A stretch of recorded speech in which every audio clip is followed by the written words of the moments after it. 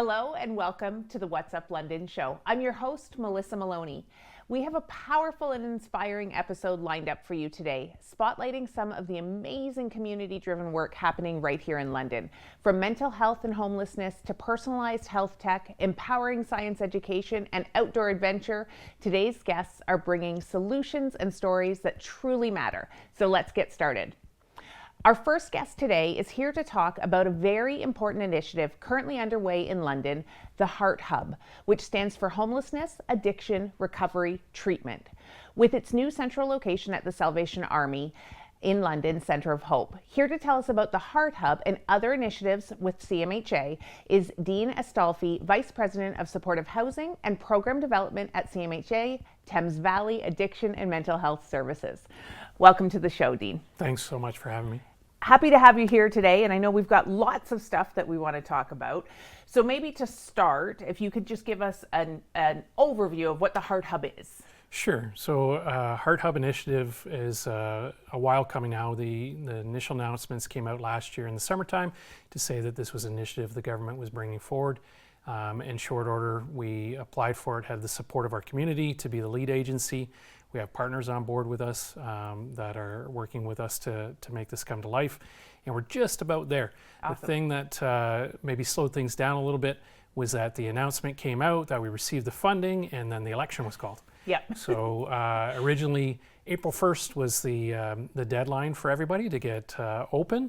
And just because the election and because cabinet's just being put together right now, slightly delayed, but we're expecting that we'll have some more official announcements that'll come out this week from our funder to say exactly when HART Hubs will be opened. Awesome. It's not going to be a long delay, but there is somewhat of a delay. Yeah. And that happens in this world for sure. Yeah. And I know there's some connection between the work that's being done at HART Hub and the other services and the other projects that you have going on with CMHA. Do you want to maybe expand on that a little bit? Yeah, so the HART Hub is a place for people to come into, similar to the initiatives that London had as hubs in general.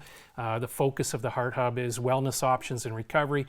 More than just getting people stabilized and safe, it's to offer those options towards wellness on their recovery journey. And that journey doesn't stop at the HART Hub. Those folks need somewhere to go on too. And for us, my title is VP of Supportive Housing. We have supportive housing options. So the thing that we're really excited about is we have two new supportive housing projects coming on board. Yeah, one with 33 units near to where the development of Soho is, if people are familiar with that. And then another really big build for us, the biggest one we've had, is an 82-unit build right close by our 24-hour crisis center. So, amazing. Yeah, and they're both supportive housing projects, and that gives us the opportunity as people are working their way through recovery, they'll have some place to go on to. So those things are coming up. We have some funding from the city, and we're looking forward to confirmation of funding from CMHC, which is the federal component of funding. That's amazing. And it's so important that people sort of have that carry on of services, because and I don't think we always remember that part. We think must get addiction off street, yeah. But that carry on of service and the ability to continue to move through housing is so important. Yeah. So with the HART Hub and with these services, what will that allow you and your team at CMHA to do that maybe you haven't been able to do for the last little while? Yeah, I think not only CMHA, but any of the service providers that are in our community, when it comes to housing, we need affordable housing, but we also need supportive housing, and all supportive housing has to be affordable. Yeah. So it's that kind of bottleneck that happens, right? You can have all kinds of wins, and people say, well, I keep on seeing an increase in homelessness, and that's because, you know, the housing crisis is such that it'll take us 10 years to get out of it realistically, but we're making a dent, and these sort of things really help out in the long-term strategy, because if you don't have that what we call non-market stock, yep. Which is not the private market, but the non-market is where supportive housing exists, then our folks who we serve generally can't afford the market, and yeah. you don't want them to cycle through, right? Once they get some stability and recovery, you want them to be able to keep on going and get to a place where they have long-term stability. And then would the team then help to support them almost move from supportive housing into that next stage once they're ready? Yeah, I mean, the neat thing about CMHA Thames Valley, we have so many programs, and it's not just supportive housing that'll get people there. We have addictions counseling, we have crisis services, we have peer supports, we have all kinds of things going on. So that's the continuity. I mean, you're hoping people will get to a place, which so many do, that they're, they have self-advocacy and they're just fine once they get on their feet. But yeah, it's not always we're with somebody forever, but we have the opportunity for people to come in and out of our services as they move forward. Thank you for everything you do for the community, and I know it's important to most Londoners who really appreciate the work. All right. And thanks for coming in. Thank you. We'll be right back.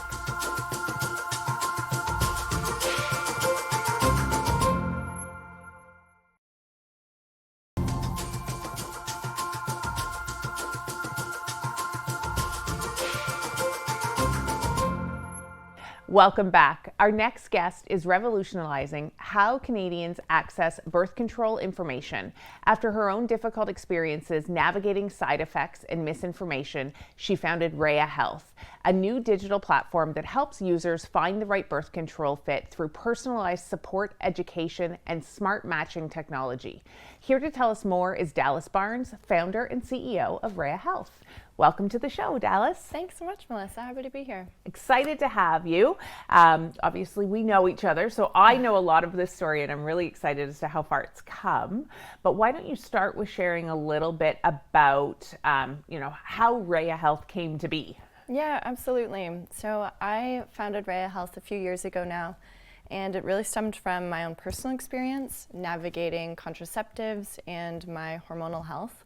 When I was in university, I really struggled to find a birth control option that worked with my body, met my goals, my lifestyle. I spent years flip-flopping from birth control to birth control, unable to find the right fit for me.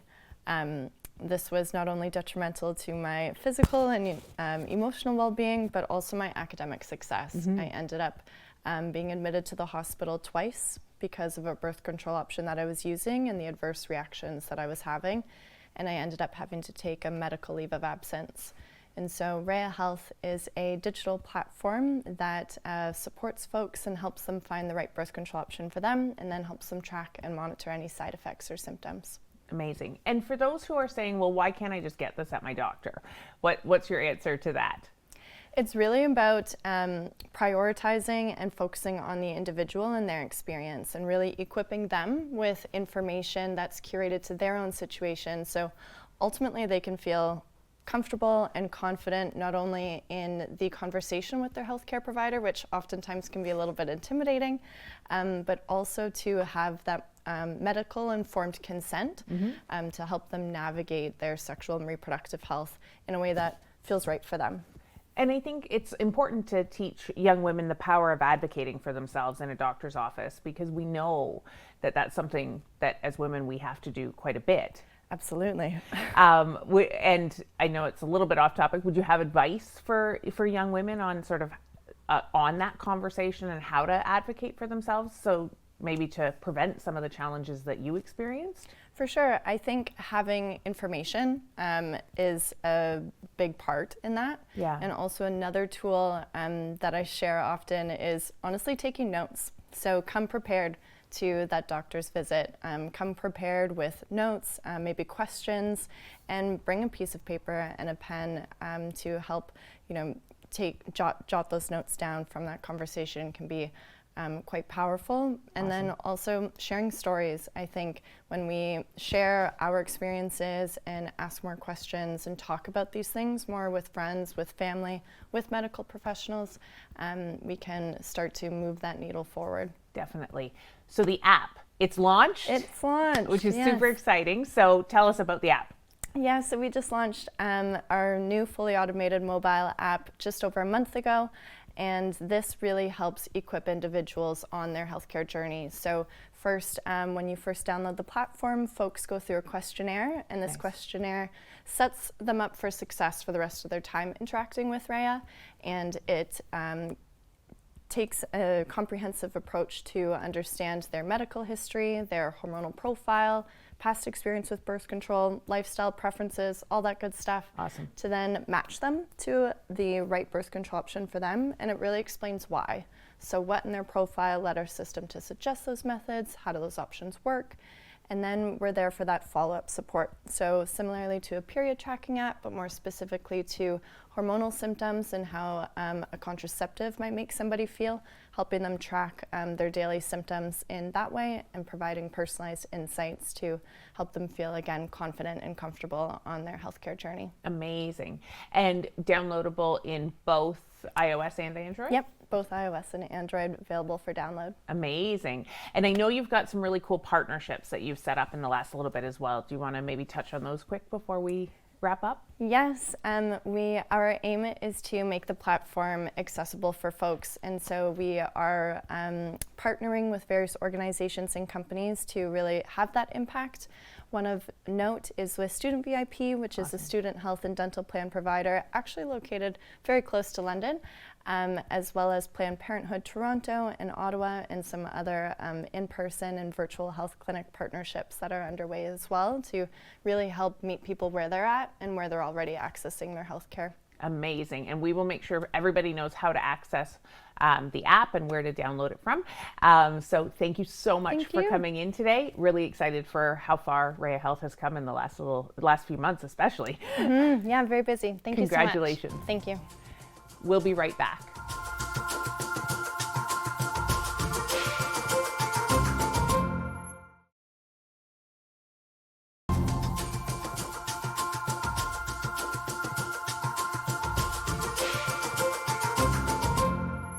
Welcome back. Our next guest represents a national treasure in STEM education right here in London. Let's Talk Science has inspired nearly 20 million young people across Canada through hands-on, no-cost programming. Their work is helping build the next generation of scientists, innovators, and problem solvers. Here to talk to us more about this is Colleen Babenko, Director of Marketing and Communications at Let's Talk Science. Welcome to the show, Colleen. Thank you for having me. I'm so excited to be able to talk with you about Let's Talk Science. I'm excited too. What we talked about before was already exciting. Yeah. So I think let's start with the incredible fact that this is a London-based company that's been doing this incredible work for so long. Yes. So maybe touch on a little bit of the story of Let's Talk Science. Absolutely. So like Let's Talk Science, we often say is like one of London's hidden gems. Yeah. So our founder, Dr. Bonnie Schmidt, founded Let's Talk Science when she was completing a PhD at Western.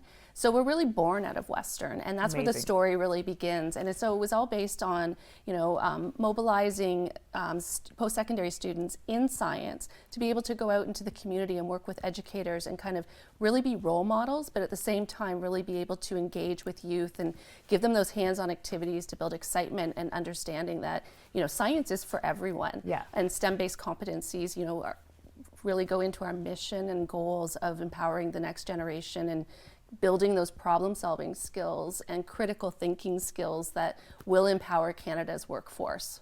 Amazing. And I love the connection between the students teaching as well, because even those skills are so critical for them to be able to learn and drive the programming. Absolutely. And they really act as those role models. If you can see it, you can be it. And so really having youth being able to look to those youth or students, post-secondary students that are just maybe a little bit older than them. Because our programming ranges from early years straight through to grade 12. And so we have relevant programming all the way through to help them build the foundations or to discover careers that they might not have thought of. And that really helps. We have a vibrant community at Western and at Fanshawe through our outreach. And that actually goes across the nation. We're associated with more than 55 post-secondary schools who are going out and mobilizing, Let's Talk Science and the programming we offer that was born in London. That's amazing. So Earth Month is coming up. Yes. So great month to sort of engage, and knowing that everything is free. Yes. What can parents, grandparents, caretakers, how can they get involved? Go right to letstalkscience.ca. And we have a suite of robust climate programming. You know, you can go on, you can look at a recording. We have things called Clothing for Climate, which is great. It teaches about the sustainability of clothing and really hands-on activities that youth can get involved in. There's also Travel for Climate that, you know, really brings that connection to transportation. Neat. And then of course there's STEM story time for the younger learners, and they get to see an actual story read about the environment during Earth Month, and then hands-on activities follow it. And you know, you can take up one of our books. Awesome. We have this one here called What is an Insect? And you could even like read it, go into the backyard, take a look at what's happening in the backyard and relate it back again. And that's all STEM. That's all learning about the foundations of STEM in nature. And so we have a lot of different programming to offer that. Awesome. And I know with the insect program, there's something new, a really neat collaboration with the City of London. Yes, yes. So all of our climate programming books were built and created in collaboration with Dr. Jeremy McNeil. He passed earlier in 2024, but he and the City of London collaborated and built the Insect Hotel, which is at the Lorne Ave Park, which was where the Lorne Ave School was. And with the Insect Hotel, the What is an Insect book is being displayed throughout it to tell the story of how insects are interacting in their habitat. Okay. And so it's really exciting, and it was a great collaboration to build hands-on programming, a book that was also created in London along with a landmark in London. It's incredible. And so kids, I'm going to guess would be the age, can go and can see the insects like in action, like they're inside the hotel? They're in the hotel, they're living there, it's a habitat for them. Awesome. Yeah. Very cool. So if people are looking for more information, I know you said the website, I might get you to say it one more time, but how else could people, is there other ways that people can engage with you, or is the website the best way for them to connect? The website's the best way to connect, and then there, if they're interested in volunteering, they can go on and fill out the volunteer forms if they're a post-secondary student, or if they're an educator, go on and we can, you know, bring an educator into your classroom to do some of that hands-on activity. Great. But there's lots of resources there for parents, grandparents, caregivers to go in. All events are available online, but they can be done in person as well upon request. And they're live or they're recordings. So there's lots of different ways, and there's downloadables and everything else. So and it's all free of charge, English, French, and it's at letstalkscience.ca. Amazing. Thank you so much for coming in today. Thank you. We'll be right back.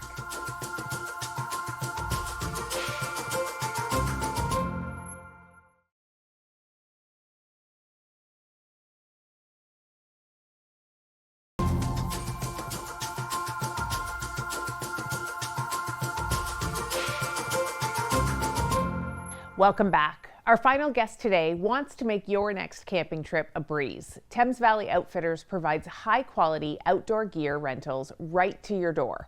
Perfect for spontaneous weekend getaways or planned adventures. Whether you're a seasoned explorer or just getting started, they have the gear and the guidance to help you get outside and stay comfortable. Here to tell us more is Andrew Price, owner of Thames Valley Outfitters. Welcome to the show, Andrew. Thanks for having me. Super love this idea. Thanks. Seasoned camper here, but camper who got rid of all her gear. So I super love the idea. Perfect. This is what we're here for. Awesome. So tell us a little bit about how you got started with this. Like, what was the idea? Yeah, so we've been camping as a family, me, my wife, and my kids, for many years. And we found that our other family members and friends saw that we were camping more and wanted to go camping themselves and didn't have the gear.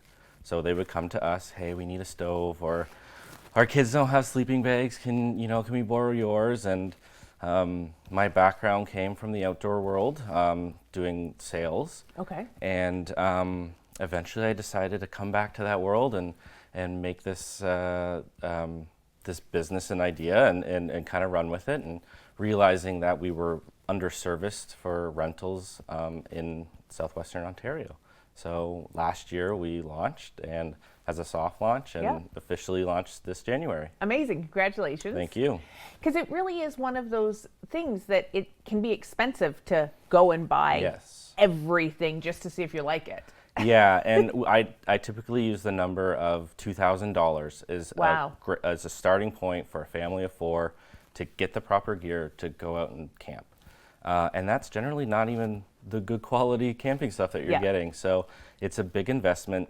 It's a big storage element as well. So you have to keep all this stuff. And if you're living in an apartment building or a little bit nomadic, that's just not an option. So to have a rental as a service, to be able to get the camping gear. And So if somebody were to decide they want to go camping and they want to rent stuff, do you do it as like packages? Do you do it as single pieces? How does it work? And we've got some fun stuff so I hanging brought out some here. camping, some of the cooking wear that we rent, as well as one of our sleeping bag alternatives. We also have kids sleeping bags. Nice. We do packages, curated packages. One package for you've never gone camping before, you don't know what to expect. We give you everything. We give you the camping chairs, the cooler, all the headlamps, and everything that you would need for a camping trip. We also do a lighter package, so just the sleeping, the tent, the sleeping bag, the sleeping pillow. And then you can also rent things a la carte. Okay. So if you are an experienced camper and you only have gear for yourself or your family, but the cousins are coming over, the aunt and the uncle, they don't have anything. Instead of going out and buying a cheap alternative, we offer a la carte, and they can just choose a tent or a sleeping bag. Do you find that people will like be looking even for that advice too, based on like, you know, I've always camped in a serviced campground, and now I'm going to do my first unserviced campground, a little bit more wilderness based. Like, do they look for the guidance too from you? A little bit, yeah. I mean, we do cater mostly to the front country camper, the ones that haven't done it before. However, we are getting a lot of requests for those backcountry stuff, because that's also another realm of camping that exists where people are hesitant to get into. They're a seasoned camper, but I want to go backcountry camping. But again, the gear is very expensive. They don't want to rush into it. $900, $1,000 tents. Who would want to do that? So that is something that we offer as well. So backcountry camping, and they can kind of get guidance on, okay, what kind of tent should I do for this, or anything that's lighter for them to use on their trips. Yeah. Super cool. So if there was one thing, as we kind of get close to wrapping up, that you would say is the piece that people don't realize that they should take camping, but it's like the critical piece, like that'll make or break, I have a good, comfortable camping trip or I don't. Right. What would you say? I always say most people kind of flub on the tent. Okay. They never want to get that small, crampy tent. I want big, grandiose. I want to be able to stand up and change. But then they often complain that, I was really cold last night. It's like, yes, it takes a lot of body heat to keep that tent warm. So I always try to lean people towards the smaller tents, get cozy. You're there for the nature. You're not there for sleeping in the tent. Yeah. It's a great experience, but having an appropriate size tent, and obviously a rated sleeping bag for your climate. Those are the two. The two biggies. The two awesome. biggies, yeah. How can people find you? They can find us at thamesvalleyoutfitters.ca, as well as on Instagram, Thames Valley Outfitters. Awesome. Yeah. Thank you so much for coming in today. Thank you. That is the end of this week's episode. Thank you for watching and listening. Please support the efforts of our guests by liking, commenting, and sharing this episode of What's Up London with your friends, family, and networks. Be sure to visit our guests' websites and social media pages and plan to support their incredible work. I'll see you again next week. Until then, stay safe and be kind. Bye-bye.